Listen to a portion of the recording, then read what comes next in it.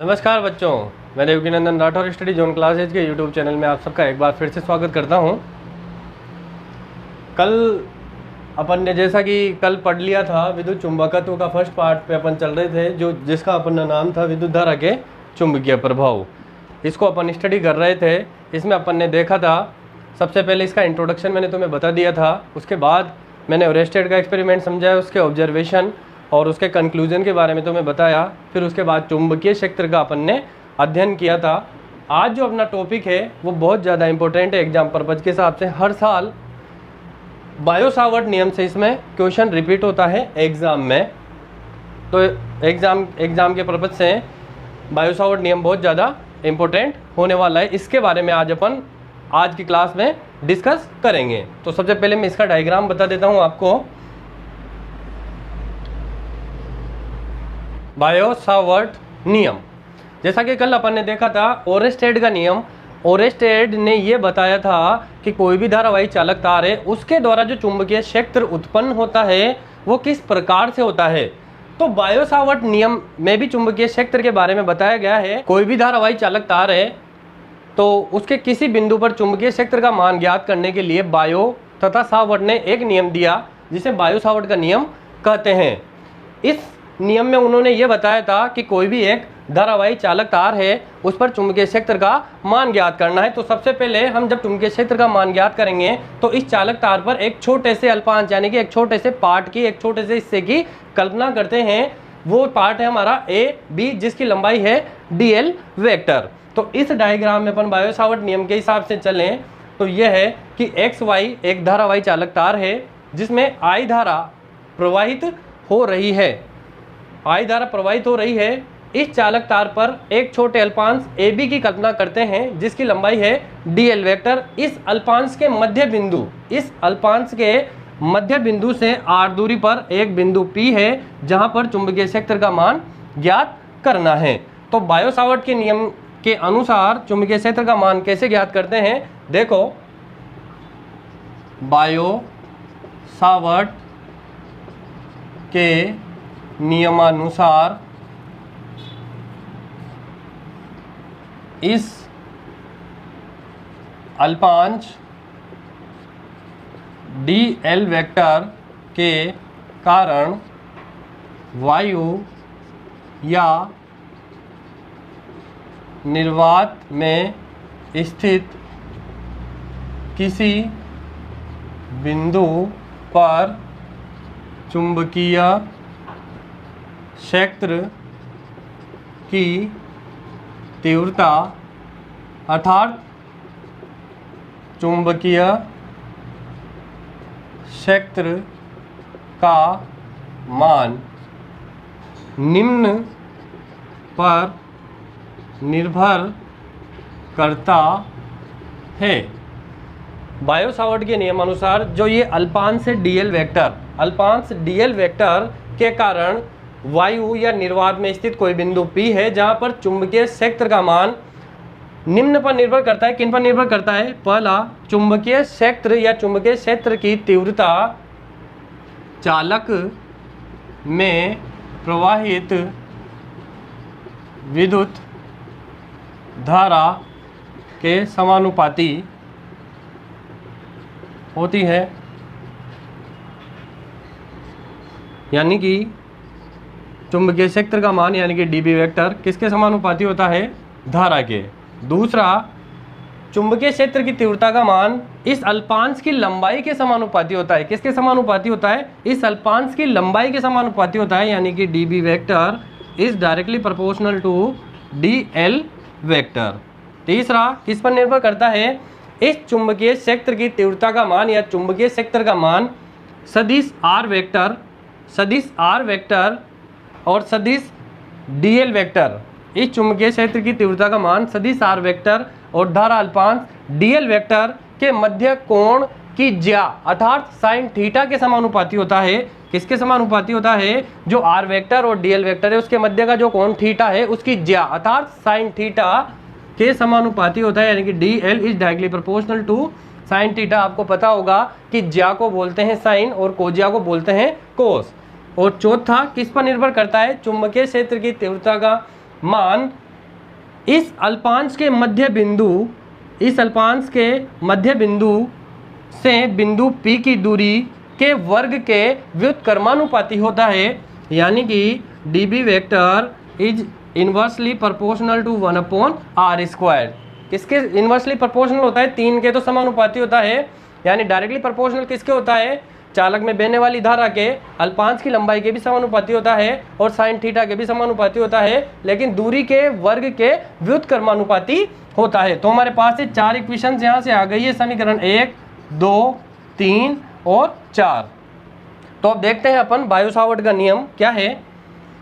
समीकरण 1, 2, 3 व 4 से dB का मान तीनों को यदि जोड़ के लिखे अपन तो dB is directly proportional to I के समानुपाती, dl के समानुपाती, साइन थीटा के समानुपाती और व्युत्क्रमानुपाती होता है r² के।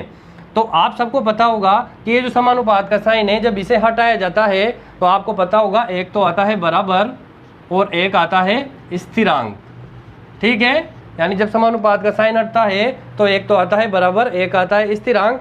यदि इन दोनों के स्थान पर अपन को इन दोनों के स्थान पर समानुपात लगाना हो तो समानुपात किन किन के स्थान पर लगेगा? बराबर और स्थिरांक के स्थान पर। तो मैं इसको ओपन करता हूँ यहाँ से, dB वेक्टर बराबर, तो समानुपातिक स्थिरांक क्या आएगा यहाँ पर? μ0/4π I dl vector sine theta upon r²।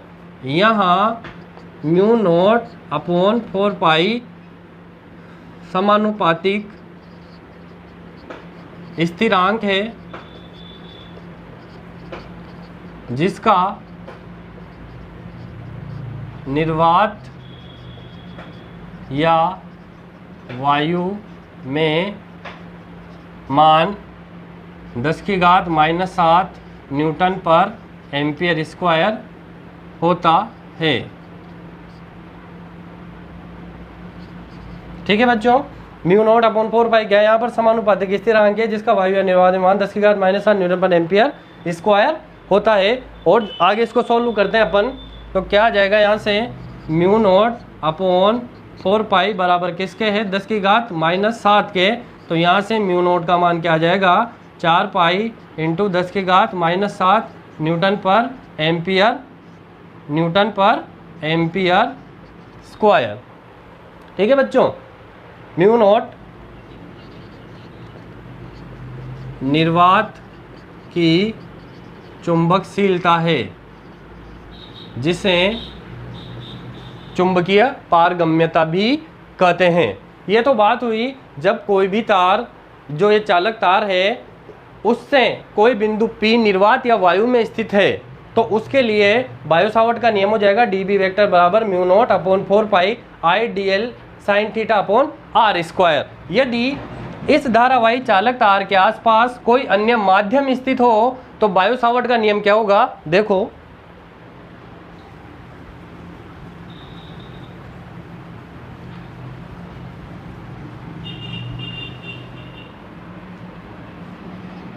यदि धारावाही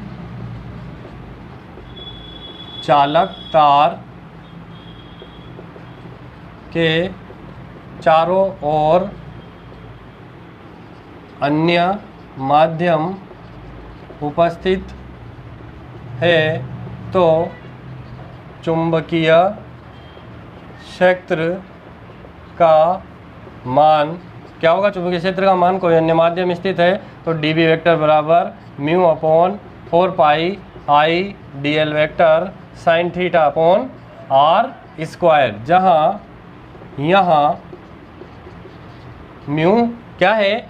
μ0 तो क्या था? निर्वात या वायु की चुंबकीय पारगम्यता या चुंबकशीलता। यहाँ पर म्यू है माध्यम की चुंबकशीलता। क्या है यहाँ पर? म्यू माध्यम की चुंबकशीलता। म्यू का मान क्या होता है? म्यू बराबर होता है μ0 यानी कि μ0/μr। तो μr क्या निकल के आएगा यहाँ पर? μ/μ0, जहाँ पर μr क्या है? माध्यम की आपेक्षिक चुंबकशीलता, माध्यम की आपेक्षिक चुंबकशीलता है, म्यू माध्यम की चुंबकशीलता है और म्यू नॉट वायु या निर्वात की चुंबकशीलता है। यही बायो-सावर्ट का नियम है। इसको यदि सदिश रूप में लिखा जाए, बायो-सावर्ट के नियम को अपन सदिश रूप में लिखें तो देखो कैसे लिखते हैं बायो-सावर्ट के नियम को सदिश रूप में। बायो-सावर्ट नियम को सदिश रूप में लिखने पर कैसे लिखेंगे इसे सदिश रूप में? बायो-सावर्ट का नियम होता है dB वेक्टर बराबर I dl vector sine theta upon R square. तो ये सदिश रूप में लिखेंगे, साइन थीटा हट जाएगा तो dB वेक्टर बराबर I dl वेक्टर, इसकी जगह क्या आ जाएगा r कैप, यानी कि इकाई सदिश, जिसे यूनिट वेक्टर बोलते हैं। आपने 11th क्लास में पढ़ा होगा कि यूनिट वेक्टर क्या होता है, जिसका मैग्नीट्यूड ओनली एंड ओनली 1 होता है, उसी को यूनिट वेक्टर या इकाई सदिश बोलते हैं, जिसका परिमाण कितना होता है 1 होता है। तो I dl vector r cap upon r square, और यूनिट वेक्टर का जो मान होता है यानी कि r कैप का, वो होता है r vector upon r square के। मैं r कैप की जगह ये वैल्यू रख देता हूँ। तो dB वेक्टर बराबर I dl vector r vector upon r square, यहाँ पर है पहले से ही, इसका मान होता है r कैप बराबर r वेक्टर अपॉन r। तो r स्क्वायर यहाँ पर है ही सही, एक r ये रहा, तो क्या हो जाएगा ये r क्यूब हो जाएगा। ये इसका सदिश रूप हो गया। तो बच्चों यही बायो-सावर्ट का नियम है। अब आपने देख लिया ओरेस्टेड का नियम, देख लिया बायो-सावर्ट का नियम, देख लिया। बायो-सावर्ट के नियम में 3 विभिन्न स्थितियां हमें प्राप्त होती है। वो विभिन्न स्थितियां क्या है उसके बारे में मैं थोड़ा सा आपको डिस्कस करना चाहता हूं। तो विभिन्न स्थितियों के बारे में अपन डिस्कस करें। विभिन्न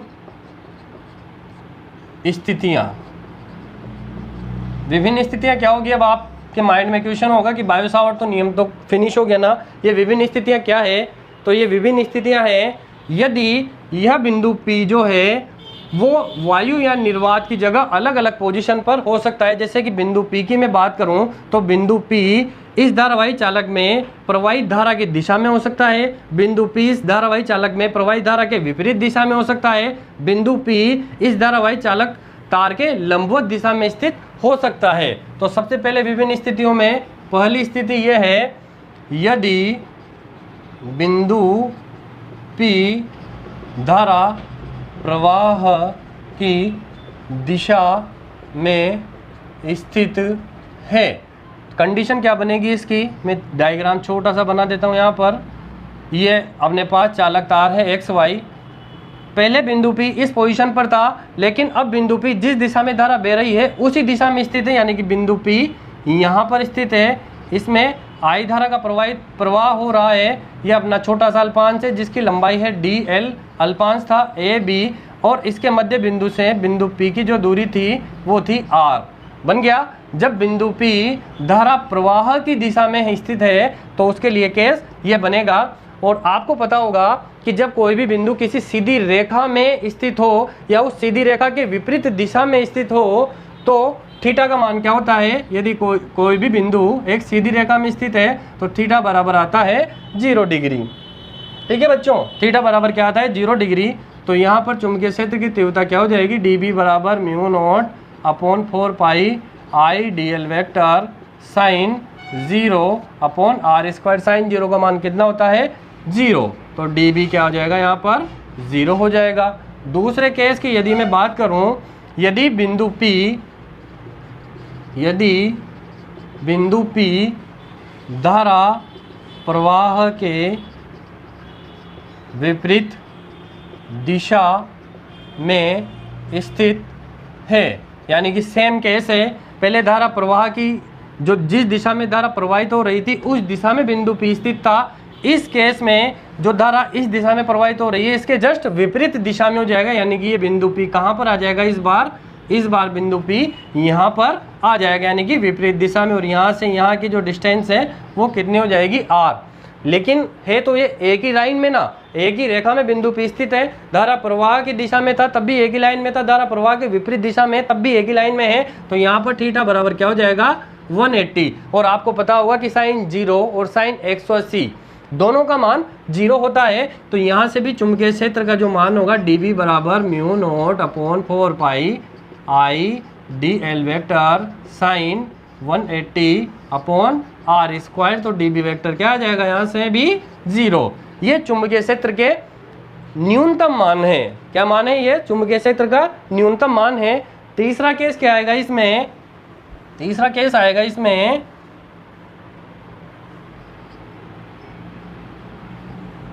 यदि बिंदु P धारा प्रवाह, यदि बिंदु P धारा प्रवाह के लंबवत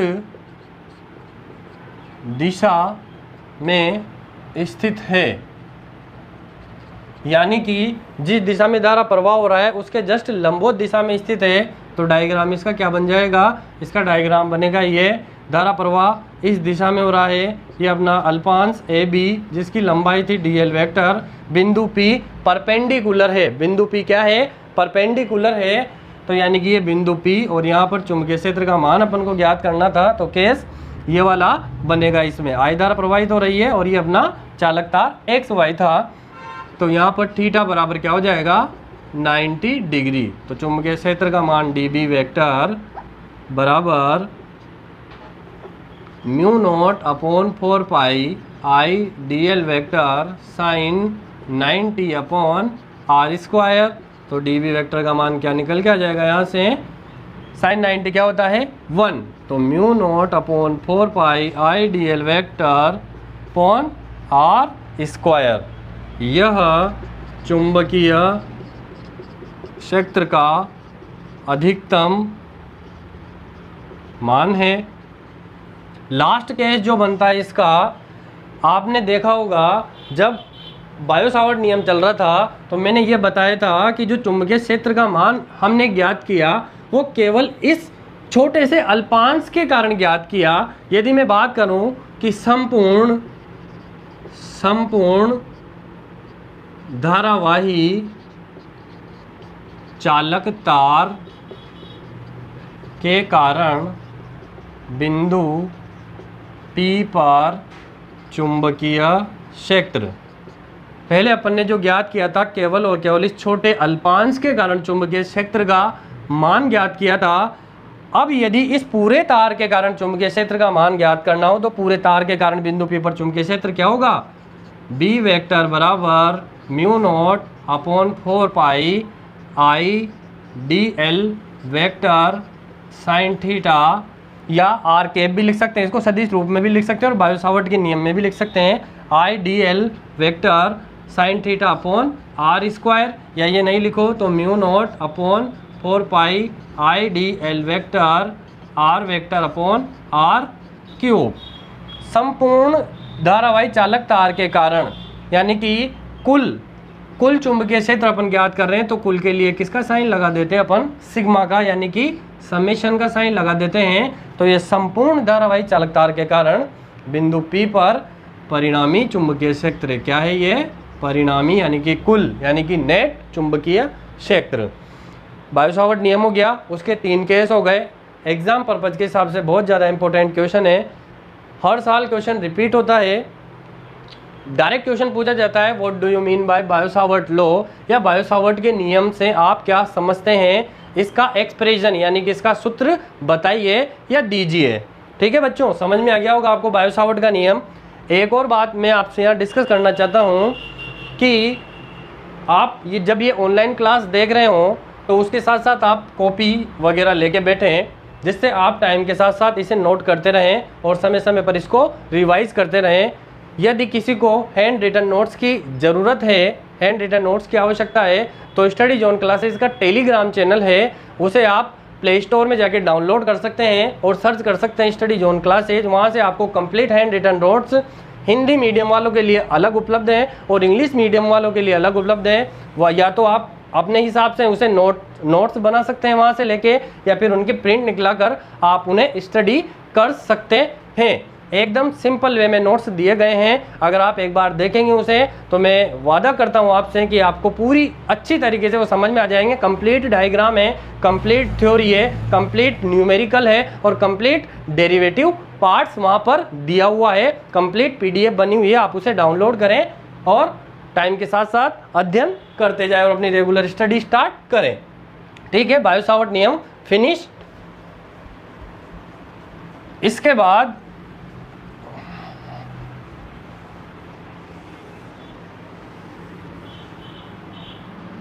नेक्स्ट टॉपिक है कि सर चुंबकीय क्षेत्र हो गया, चुंबकीय क्षेत्र क्या होता है हो गया, लेकिन चुंबकीय क्षेत्र की भी तो कोई दिशा होगी ना, तो वो दिशा कैसे ज्ञात करते हैं, चलिए डिस्कस करते हैं। टॉपिक है अपना नेक्स्ट टॉपिक, चुंबकीय क्षेत्र की दिशा। जो चुंबकीय क्षेत्र की दिशा होती है वो कैसे ज्ञात करते हैं, यानी direction of magnetic field. Direction of magnetic field को ज्ञात करने के लिए कुछ नियम होते हैं, उसके द्वारा चुंबकीय क्षेत्र की दिशा को ज्ञात किया जाता है, जिसमें सबसे पहला नियम है SNOW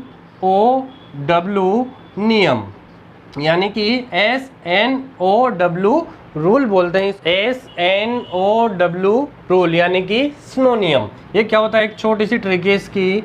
एस का मतलब होता है साउथ यानी कि दक्षिण, एन का मतलब नॉर्थ यानी कि उत्तर,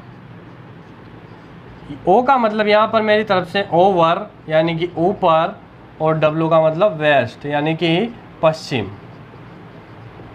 चुंबकीय क्षेत्र की दिशा ज्ञात कर रहे हैं तो क्या होगी चुंबकीय क्षेत्र की दिशा इस नियम के आधार पर कि देखो, इस नियम के अनुसार यदि किसी भी धारावाही चालक तार में धारा दक्षिण से उत्तर दिशा की ओर प्रवाहित हो रही है और वह धारावाही चालक तार चुंबकीय सुई के ऊपर स्थित है, तो उस चुंबकीय सुई का उत्तरी ध्रुव पश्चिम दिशा की ओर विक्षेपित हो जाता है। इसी को SNOW नियम कहते हैं या स्नो नियम कहते हैं। एक बार और रिपीट करता हूँ, यदि किसी भी चालक तार में धारा दक्षिण से उत्तर दिशा में प्रवाहित हो रही है और वह चालक तार चुंबकीय सुई के ऊपर स्थित है, तो चुंबकीय सुई का उत्तरी ध्रुव पश्चिम दिशा की ओर विक्षेपित हो जाता है। यही स्नो नियम है।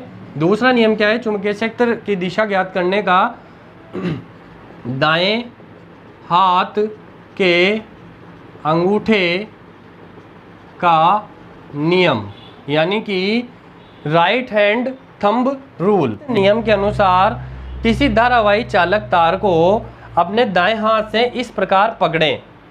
क्या, इस नियम के अनुसार किसी धारावाही चालक तार को अपने दाएं हाथ से इस प्रकार से पकड़ें कि जो ये अंगूठा है यानी कि थंब है, ये विद्युत धारा की दिशा को व्यक्त करे। अंगूठा किसको व्यक्त करे, विद्युत धारा की दिशा को व्यक्त करे।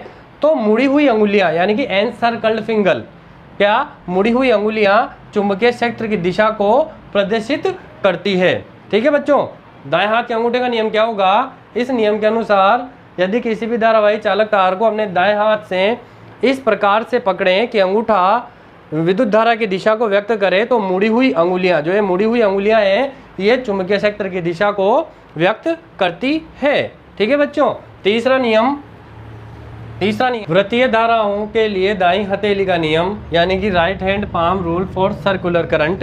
इससे यदि चुंबकीय क्षेत्र का मान ज्ञात करना हो तो कैसे ज्ञात करेंगे, तो देखो बच्चों, इस नियम के अनुसार किसी धारावाही वृत्ताकार कुंडली में दाएं हाथ की मुड़ी हुई अंगुलियां यदि विद्युत धारा की दिशा को व्यक्त करे, तो अंगूठा चुंबकीय क्षेत्र की दिशा को व्यक्त करता है। इसे ही दाएं हथेली का नियम कहते हैं। क्या है दाएं हथेली का नियम, किसी धारावाही वृत्ताकार कुंडली में दाएं हाथ की जो मुड़ी हुई अंगुलियां, यानी कि ये मुड़ी हुई अंगुलियां विद्युत धारा की दिशा को व्यक्त करे, तो अंगूठा जो है वो चुंबकीय क्षेत्र की दिशा को व्यक्त करता है। लास्ट रूल जिससे चुंबकीय क्षेत्र की दिशा ज्ञात होती है वो है मैक्सवेल का कार्क पेच नियम, यानी कि मैक्सवेल कार्क स्क्रू रूल।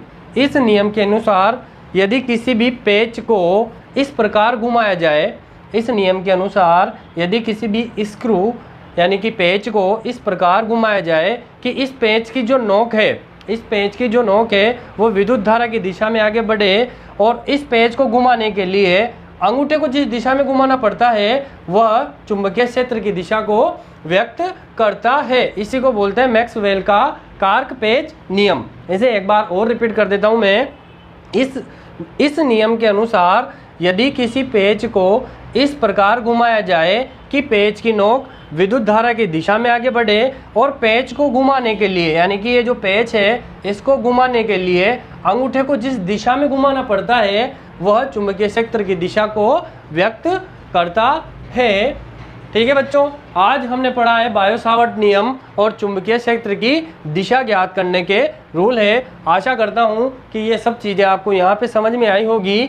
इसकी जो PDF है वो हमारे स्टडी जोन क्लासेस के टेलीग्राम चैनल पर अपलोड कर दी गई है। वहाँ से आप उसे डाउनलोड करें, या तो प्रिंट निकलाएं या अपने हिसाब से नोट्स बनाएं, आराम से देखें, स्टडी कंटिन्यू करें। उसके बावजूद भी यदि आपको कोई प्रॉब्लम आ रही है तो कमेंट बॉक्स में आप कमेंट करके मुझे ये बता सकते हैं कि आपको कहाँ पर और किस जगह प्रॉब्लम आई है। इसके बाद की जो ऑनलाइन क्लासेज है वह अपन कल स्टार्ट करेंगे। इसके बाद जो टॉपिक होगा हम अपना वो है लंबे तथा सीधे धारावाही चालक तार के कारण चुंबकीय क्षेत्र ज्ञात करना। उसमें भी दो टाइप्स होते हैं, एक तो अनंत लंबाई का धारावाही चालक तार होता है, एक परिमित यानी कि ज्ञात लंबाई का धारावाही चालक तार होता है। तो अपन उसके बारे में कल के ऑनलाइन क्लास में डिस्कस करेंगे। आज के लिए बस इतना ही, मुझे इजाज़त दीजिए। जय हिंद, जय भारत।